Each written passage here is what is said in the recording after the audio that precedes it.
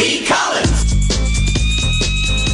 Peter B. Collins, news and comment. It's Thursday, Valentine's Day, February 14th, 2019. Sorry I was absent yesterday. I caught a nasty cold. Trying to work through it here. And I'm iffy about reporting for duty tomorrow. I'll just put it out there now. And I wish everybody who's got someone to love a happy Valentine's Day. And I pause for a moment to recall the mass shooting at Marjorie Douglas High School in Florida, in Parkland, Florida, last year on this date. Well, homesick yesterday, I caught up on some things that I've wanted to catch up on.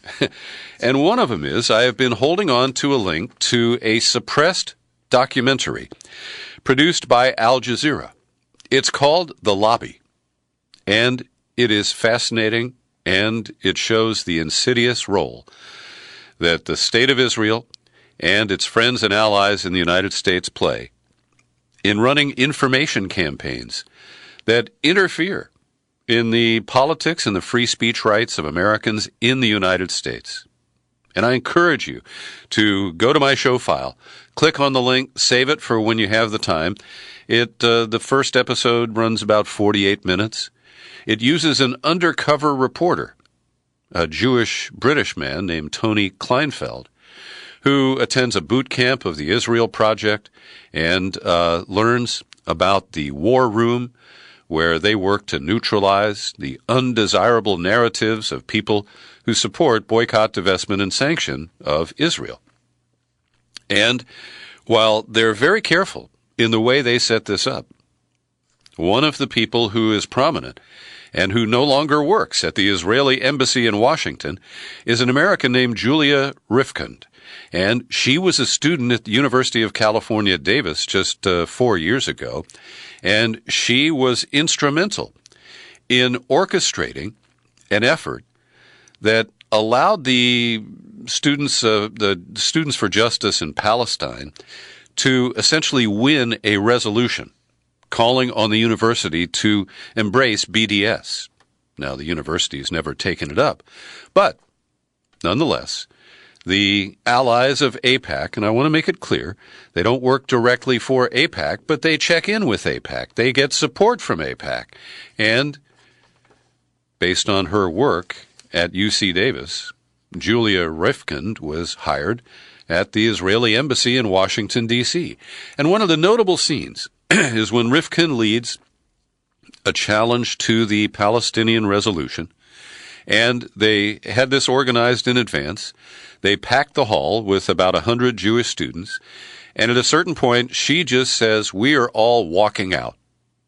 But before they do, the Jewish students, or those who are supporting this Jewish initiative, I don't want to assume they're all Jewish, they engaged in repeated chants of Allahu Akbar.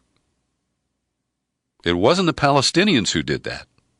But when the video clips were served up to Fox News, Megyn Kelly and Laura Ingraham, they didn't believe that the Allahu Akbar came from anyone other than the Palestinians.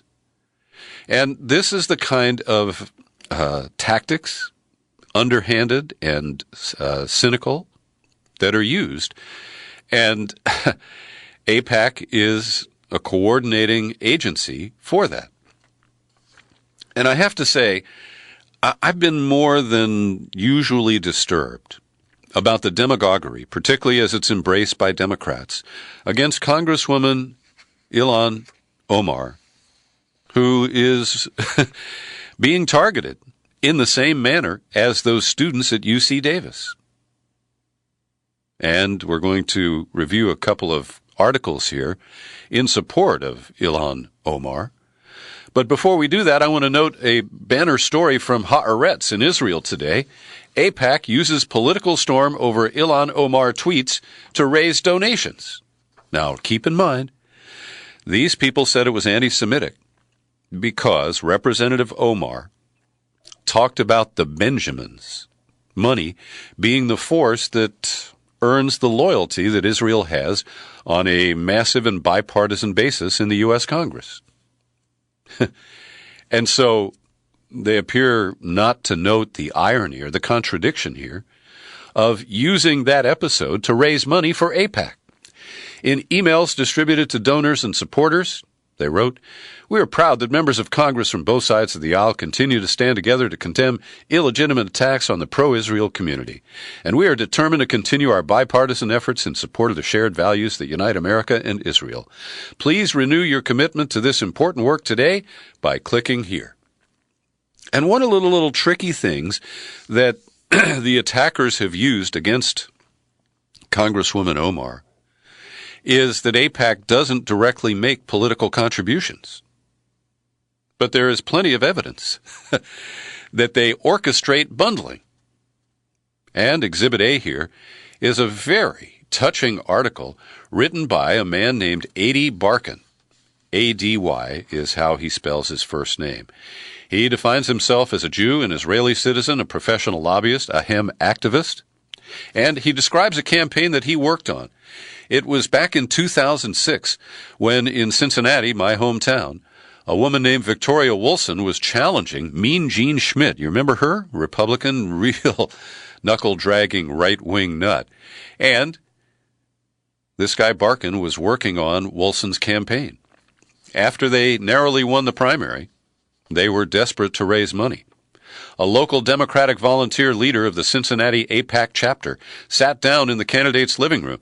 He said that he would like to raise $5,000 for the campaign and to see the candidate take a public stance on two relatively obscure issues relating to Iranian sanctions.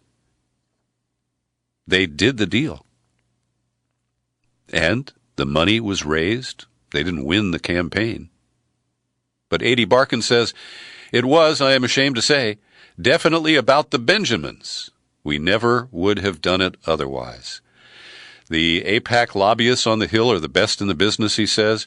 Their legislator junkets to the Holy Land are masterfully orchestrated, but money is central to the whole system. And he writes, technically, AIPAC doesn't make the political contributions.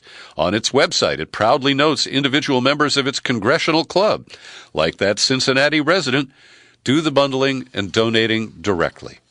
But it is coordinated through AIPAC. And the real kicker on this story is, I'll quote, "I am speaking up now because it may be my last chance. Although I'm only 35, I'm dying. I'm sitting with my wife in the waiting room of the Santa Barbara Hospital emergency room. He has ALS, and it's reached a critical stage." So that's kind of a dying wish, to set the record straight. And he was right there. Then there's this interesting piece in the Washington Post today, bylined Myrav Zansin, and I don't know this person, but described as an Israeli-American freelance journalist, writing, "The wider frenzy betrayed the cynical ways that charges of anti-Semitism and claims to be standing up for Israel are so often wielded by U.S. politicians, especially but not exclusively Republicans. Israel, and by extension Israelis and American Jews, get used as a wedge by pretty much anyone who chooses to pick up the cause in service of their own political agendas. The ironic result for a fight about anti-Semitism is the Jews are treated simply as a monolithic object, as a group that's somehow different from other American ethnic or religious minorities." Later, the column says, "To Trump and his allies, though, challenging Israel's right-wing government is the real anti-Semitism. A slew of organizations, not all of them even run by Jews, push the idea that supporting BDS is anti-Semitic, including AIPAC. Other groups, like Stand With Us, endorses the argument that BDS is linked to terrorism. Canary Mission, an anonymous blacklist site dedicated to smearing. The American Jewish Committee, which has criticized Rashida Tlaib for being Palestinian. And Christians United for Israel, which is a Zionist group founded on an inherently anti-Semitic theology." And then the writer calls out Nancy Pelosi, who pushed Omar to apologize, and Senate Minority Leader Chuck Schumer. They have adopted the Israeli talking point that BDS is anti-Semitic. And the writer later says, "I'm an Israeli Jew. Yet I oppose all anti-BDS legislation. I support nonviolent boycotts, pressure to divest, and sanctions to push Israel to cease its regime of state violence and inequality against the Palestinian people. That does not make me anti-Israel nor an anti-Semite. In fact, I believe that equality and human rights for Palestinians would safeguard the interests of actual real Israelis on the ground, much better than U.S. policy toward Israel's occupation currently does. Wow. A little more, declaring that criticism of Israel is anti-Semitic wrongly and falsely assumes that all Jews are the same. The Israeli government encourages this. And yet, a poll by the American Jewish Committee last year found that less than half of American Jews supported Trump's decision to move the U.S. Embassy to Jerusalem. And then from Mondoweiss, Jonathan Ophir, who is an Israeli who is a symphony musician and lives, I think it's in Sweden. I've interviewed him once. Anyway, he recaps what Tom Friedman said and that Congresswoman Omar is being pilloried for. And he notes Omar was not speaking about Jews. Her critics were. Neither was she speaking about Jews in her infamous 2012 tweet where she said that Israel had hypnotized the world. Her critics were talking about Jews. Astonishingly, she, rather than her critics, is being accused of being the racist. And Ophir later says the essence and core of the critique is not to defend Jews per se, criticizing Jews, it's to defend Israel. The whole point of it is to keep state leaderships in line with Zionism.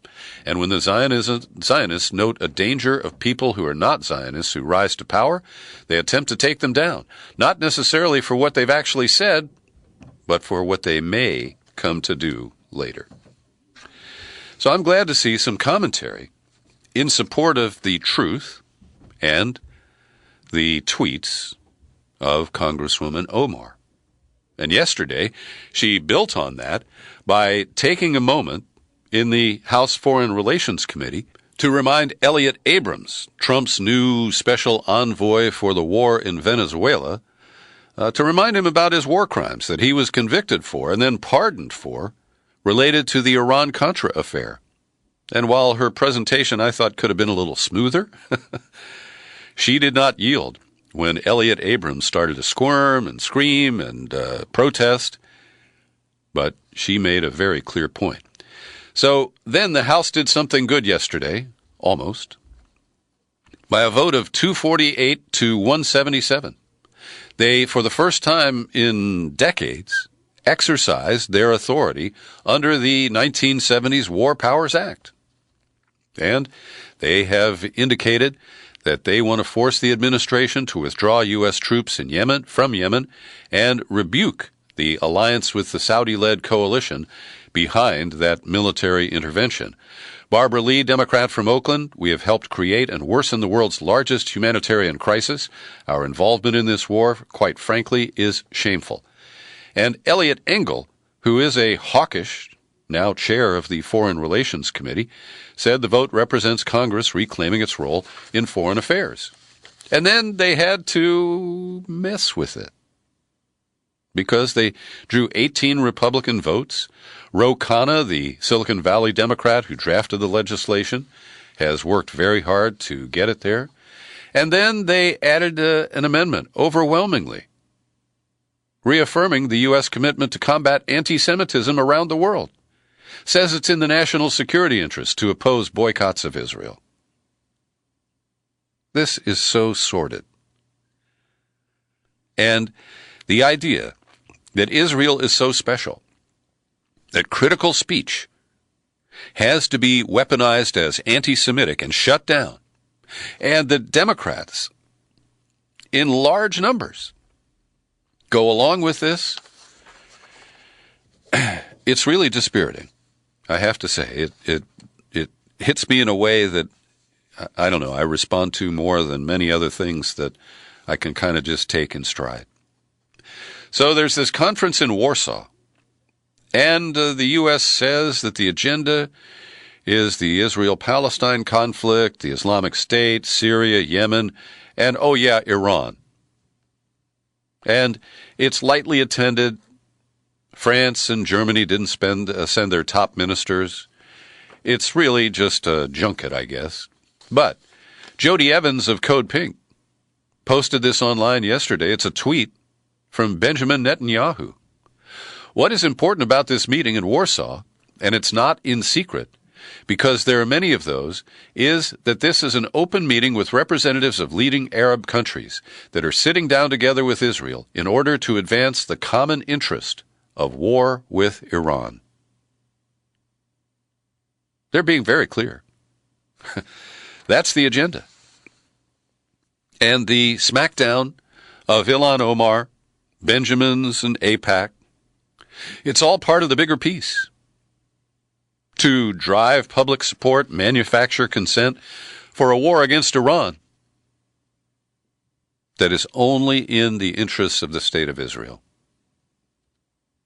Meanwhile, back here in the United States, Mitch McConnell, head of the Senate Republican, says he believes that the Senate and House will pass this spending bill that has a border package in it and doesn't have any money for relief of the disasters that was in the previous bill. But it does appear it's going to pass. But as I was just getting out of my car to come into the secret studio today, Rush Limbaugh was pronouncing that it is fatally flawed. It stinks. And right before Christmas, when Rush made that claim, Trump changed his tune and shut down the government. I hope that doesn't happen again here. Now, one of the other things that's in play right now is that the new governor of California, Gavin Newsom, made what I consider to be the right decision to stop pouring more money into a high-speed rail plan that doesn't pencil out either, economically on the construction or on the operation. And because of restrictions and the delays in getting eminent domain to build the rail line, it has just ballooned over budget. And we don't have the money to pay for it. So Gavin Newsom is making prudent calls, but he has kind of sent mixed messages. In his State of the State message, he said that he's just going to build the initial leg from Modesto to Bakersfield. But then he kind of fudged and said, well, we're going to lay the groundwork so that if we find the money later, we can still build this. But Trump has jumped in with his Twitter fingers. And there's $3.5 billion that came from a federal grant for the high-speed rail project, and it's not clear to me how much of it has already been spent.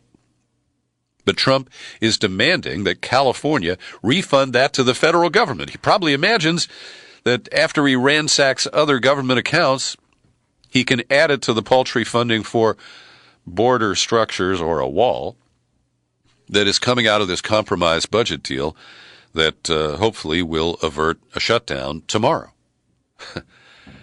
It's really bizarre. And speaking of bizarre, I've got a great in-depth interview I'm releasing today to all of my subscribers. It is my latest visit to get a little therapy from Dr. Justin A. Frank. He's the guy who wrote Bush on the Couch, then Obama on the Couch, and I finally got a copy of Trump on the Couch. And it's quite an interview. You're going to learn a lot about what drives Donald Trump, his childhood issues, his mother. It's a fascinating take. And of course, Justin Frank has never met Donald Trump. He's not practicing psychotherapy on him. He is doing a public analysis of a public figure. Here's an excerpt from my conversation with Dr. Frank. What gives him the rush is being delinquent, is breaking things, is getting away with things, is bragging about destroying other people's boundaries and other people's autonomy. He can't stand people who are not paying attention to him, who are autonomous, and he has to break them down. I'm not sure if I'm exactly responding to what you said, but he clearly, this all fits with hatred of rules, hatred of limits, hatred of regulations. The person who lays down the rules in most families, traditionally in this country, is supposedly the father. Mm-hmm. And in his case, his father really did lay down the rules. And what happened in the family, and where this delinquency part of Trump is so great, is his father laid down the rules, and Donald didn't obey them. He secretly snuck into New York and bought switchblade knives without his father's knowledge. His father forbid him to go into Manhattan when he was in the 6th grade, 5th grade, 6th grade, 7th grade. He would sneak in. And eventually the father discovered it, and that's when he sent him off to boarding school. And what's important about that is that the father, for all of his problems as being a tyrant and a difficult man, could recognize that he couldn't cope. He was saying, I cannot raise this boy. I have to get help. I have to send him to a military school. I cannot do it myself. He tried every way he could, really, because he was very focused on wanting Donald to be the superstar, killer, king, everything, but what he raised was a delinquent. I encourage you to listen to the full interview with psychiatrist Dr. Justin Frank. I always learn a lot talking with him, and we have a great rapport and exchange. And he has offered to let me lay on his couch for some real therapy next time I'm in Washington. Anyway, it's available for subscribers today at peterbcollins.com, at iTunes, TuneIn, Spreaker, and Stitcher. And it's made possible by listeners like you who support my work with your subscriptions. People like Brian Massey, Terry Paris, Benny Alto, and Billy Cook. They all kick in $5 or $10 a month, and you can do it too.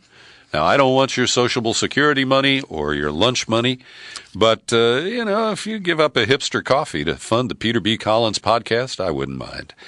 All you have to do is visit my website, pull on the menu tab, pull on Become a Subscriber, you land on the sign-up page, and it's easy. You can choose $5, $10, $20 a month, and today, in the Justin Frank interview, we announced that I've got extra copies of Trump on the Couch, and I will send them as bonus gifts to new annual subscribers who give me a mailing address in the continental U.S.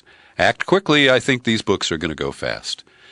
Well, Andy McCabe was the number 2 at the FBI, and after James Comey was fired,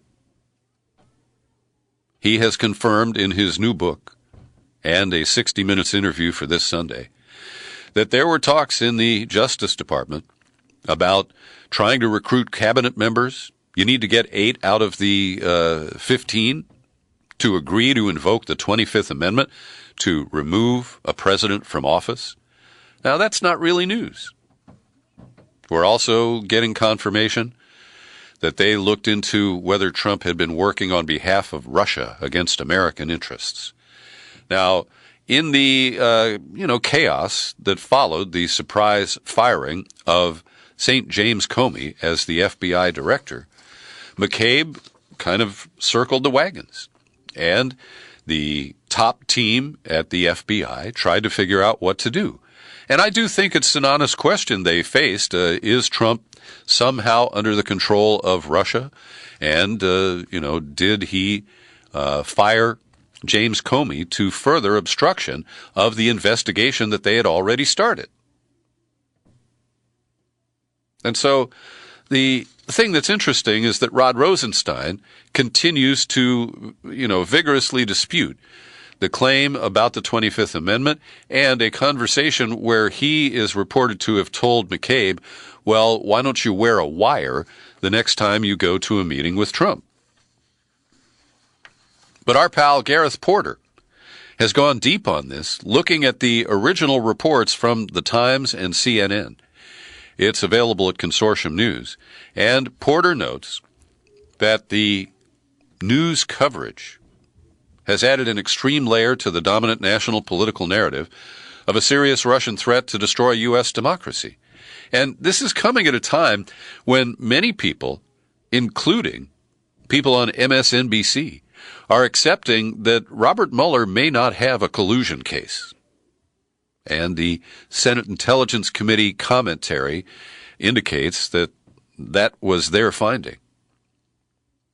And so this really, we've got a maelstrom that has developed. We'll talk about the Manafort plea deal being tossed by the judge in a moment here. But I thought the corporate media was coming to terms with its blunders and realized that it's led us astray with the Russiagate narrative. But they seem to be doubling down in recent days and really clinging to the idea that Mueller is going to pull a rabbit out of his hat. So in Gareth Porter's account, we know that Peter Strzok, the guy who was having an affair with his colleague Lisa Page, that he sent text messages that indicated that he wasn't sure he wanted to go on the Mueller team because he didn't think there was much there. And so I encourage you to read Gareth Porter's piece because it's a very different analysis than what you're going to find in the corporate media. And it notes that the Christopher Steele role was renewed after the firing of James Comey. And I think that is an interesting element of this evolving story. So check that out. I think it's worth reading. And let me just remind you the poll I shared with you the other day, that as of right now, 55% of Democrats believe Mueller has already proved that Trump's campaign colluded with Russia. That might have something to do with the yellow journalism they've been consuming. So this Manafort deal, he's in court yesterday, and Judge Amy Berman Jackson basically said that the Mueller team had proved that he had lied on several occasions after he made his cooperation plea deal. And so the plea deal is now canceled, and Manafort might go to jail for a longer time. And again, the corporate media circles like vultures around this and says, aha! The meeting at the Havana Cigar Bar with Konstantin Kilimnik in August, that's the smoking gun. Well, I'm sorry. If there were a smoking gun, Robert Mueller would not have failed to include any charges related to the election, Russian collusion, or cooperation. All of the charges relate to lying and to tax evasion and failing to register as a foreign agent. They're all real. But they don't have a damn thing to do with the original Russiagate meme, which was, remember, that Russian agents hacked the DNC and delivered those emails to WikiLeaks. And just in time, Bill Binney, the former technical director of the NSA, teams up with Larry Johnson, who used to work in at the counterterrorism department of the State Department and at the CIA, and they have published why the DNC was not hacked by the Russians. And for my listeners, this isn't terribly new. They basically have rewritten the claims that Bill Binney has put forward, and fundamentally, the Russiagate conspiracy theory of the Democratic Party and the corporate media doesn't have any evidence. But there is some evidence, forensic evidence, that the DNC was subject to a leak. Somebody who had authorized access copied those files, and they were copied in 3 different sessions. One at 2:12 a.m. on the 23rd of May, 2016. Another at 6:04 a.m. Well, actually, it started at 5:21 a.m. on the 25th of May. And then a third, and notably, I just want to mention this would have been after Seth Rich had been murdered. On August 26th, there was a session where files were copied at 2 p.m. So, once again, Bill Binney says that the download rate of these files was way too fast for anything except an external drive, and that the remote hack theory just falls apart based on that forensic solid evidence. There's also a mega story that I want you to read. It's in the New Yorker under the byline of Ronan Farrow and Adam Entus. And they take a look at a murky Israel-based company called the Psy Group, which is populated with former Mossad and other intelligence workers. And this is amazing because this group, Psy Group, was apparently involved in the 2016 campaign, but was not authorized by Brad Parscale, the nominal technical manager of the campaign, or any higher officials that we know about. A third party paid them for work, and we don't know what that work was. But in 2016, this company, Psy Group, was hired by a guy who was fleecing the hospital board in Tulare, California. This is a little town in the breadbasket, the San Joaquin Valley. And an activist there, a young man named Alex Gutierrez, he decided to run a recall campaign against this guy who he felt was corrupt and who was, taking money from the hospital board at the expense of patient care. So the guy in question here is a fellow named Ben Zeevy, and he hired the Psy Group, and they used false avatars on Facebook. They created a false scene to make the candidate who would replace the recalled board member look like she was on the take. They're using spy tactics, and this is all operating well outside the law, and it is, to me, as I read this, and I want you to read the whole thing. It runs 31 pages. But I came away scratching my head and saying, wow, maybe the Russians didn't do anything in 2016 that Mueller says or that others claim. Maybe it was one of these freelancing Israeli for-profit security agencies. And they conducted these hacks and blamed it on Russia. Now, that is speculation, friends. I acknowledge it. But I think it's pretty informed speculation. We're also learning from the scrappy independent media outlet Mint Press that there is a company that has ties to rendition contracts with the CIA that is now running numerous flights from the U.S. to Venezuela.